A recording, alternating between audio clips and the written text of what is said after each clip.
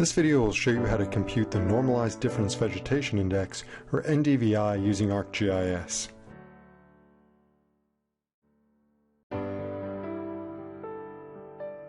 NDVI can be computed from multispectral remotely sensed data using the formula of the near-infrared band minus the red band divided by the near-infrared band plus the red band. This yields values that range from -1 to +1, with -1 values indicating low vegetation content and values closer to 1 indicating high vegetation content.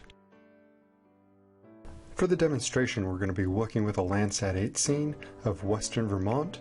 There's Lake Champlain, there's the Green Mountains over on the east covered by clouds, and there's Burlington, Vermont, Vermont's largest city. I created this image by stacking together bands 1 through 7 from Landsat 8. Now let's create a color infrared composite by going to the layer symbology and displaying the near infrared band to the red color gun, the red band to the green color gun, and the green band to the blue color gun, creating a 5-4-3 composite. There are a number of ways to compute NDVI in ArcGIS, but the quickest and easiest is to go to the Windows menu and activate the image analysis tools. First thing to do in the image analysis tools is to click on the button to open the image analysis options. Once in the image analysis options window, click on the tab for NDVI. We're going to uncheck the use wavelength button because we don't have wavelength metadata, and we're going to check the box for scientific output because we want our values to range from -1 to 1. We're then going to adjust the band combinations. Band 5 in this particular Landsat image corresponds to the near infrared band, and band 4 corresponds to the red band. So we'll set band 5 and 4 as the infrared band and red band respectively, and then click OK to activate those settings. Now we're ready to compute NDVI. First, confirm that the image layer we want to use is selected, and then we'll scroll down and under Processing and click on the NDVI icon, which looks like a leaf.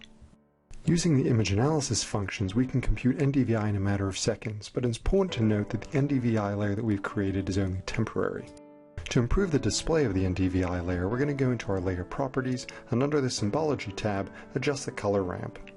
We'll use a red to green color ramp, where green represents high vegetation content and red low vegetation content. Let's examine our output.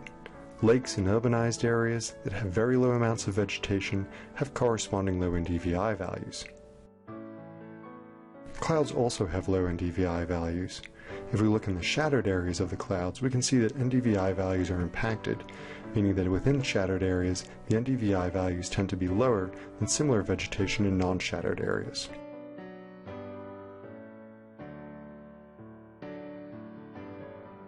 Zooming into downtown Burlington gives us a chance to look at NDVI values in an urbanized area.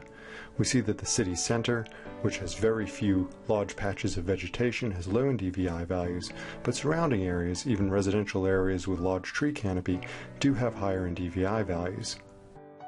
Now let's move south to a landscape that's dominated more by agricultural land use. Those fields with active healthy crops have high NDVI values. NDVI values tend to be low in those fields where the crops have either been recently harvested, exposing the bare soil, or the crops are in poor health. Finally, we'll take a look at some wetland vegetation adjacent to a river. We see a mix of NDVI values. The lower NDVI values in those areas where we have predominantly water, and the higher NDVI values are those areas where the vegetation is obscuring the water. To make the NDVI layer a permanent raster, we'll go back into the image analysis tools and click on the export icon. This launches the export raster data window. The first step is going to be to specify the location for this new raster file. After we've reset the location, we'll go through and give it a file name.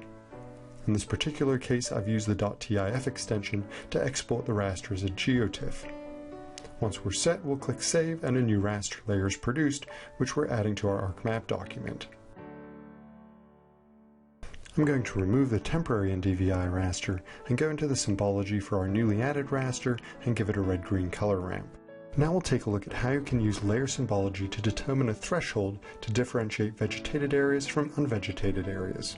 Within the layer symbology, I'm going to select the classified option for raster display, changing the number of classes to 2 and applying a red-green color ramp so that red means not vegetated and green means vegetated. Clicking on the Classify button will bring up the histogram, and I can use the slider to attempt to determine the appropriate threshold value for non-vegetated and vegetated pixels. addition to using the slider bar, I also have the option to enter the break value manually by typing it in under break values.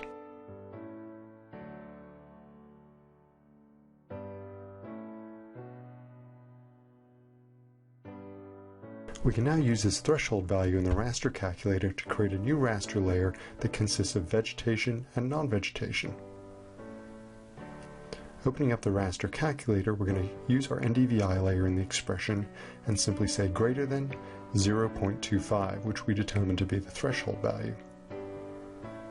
We're going to output this to a new raster layer in GeoTIFF format, so we're adding the .tif extension at the end. Clicking OK will execute the raster calculator operation. The pixels in our resulting raster layer have values of 0 and 1. 0 means the NDVI was less than or equal to 0.25, and 1 means the NDVI value was greater than 0.25. To evaluate how well we did with this threshold, we can use the Effects toolbar and the Swipe tool to swipe our binary layer over the original image dataset.